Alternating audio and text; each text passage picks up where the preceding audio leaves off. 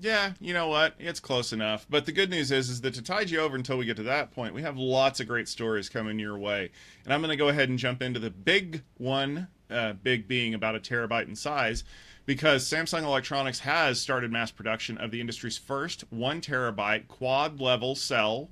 QLC, 9th-generation V-NAND drive designed to offer high performance, high capacity solution for, yeah, you guessed it, AI applications. Also, consumer products and enterprise SSDs, but mostly that AI thing. This technology features a 286 layer structure providing 86% higher density than previous generations, along with significant improvements in write performance, data retention, and reduced power consumption. You know, all the things you want in a drive.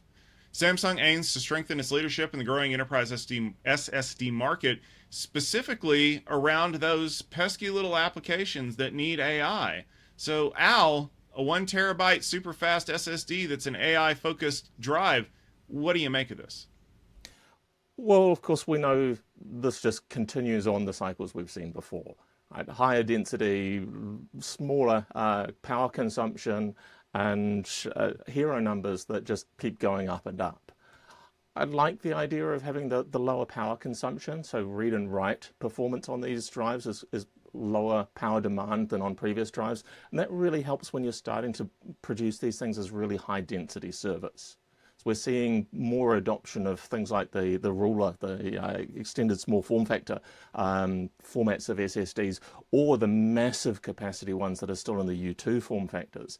The ability to pack these things closely together is really important. And so high capacity and then not having huge amounts of power. We already know AI data centers are struggling with the amount of power that the GPUs require. So less storage power requirements has got to be a good thing. It is, of course, an arms race between Samsung and the other vendors. And of course, we will see over time more of these hero numbers coming out. The proof of the pudding, of course, is in the shipping product that gets in front of customers, that are being integrated into solutions that are being supported by the software platforms that sit on top. So the SSD doesn't sit by itself, but of course it can be one of those fundamentally limiting elements, particularly in AI training workloads where we do a lot of checkpointing of data. We need to hose out a lot of data from the GPUs out onto these SSDs, because while we're doing that, those SSDs are idle. And so the performance for these SSDs is absolutely critical on that. 86% increased density and 30 to 50% increased write performance is a really significant thing for those AI workloads, because while those GPUs are idle, they're really expensive still. So yeah, it continues that what we see of this massive explosion in the size of storage. There is never a storage recession. There's always growth.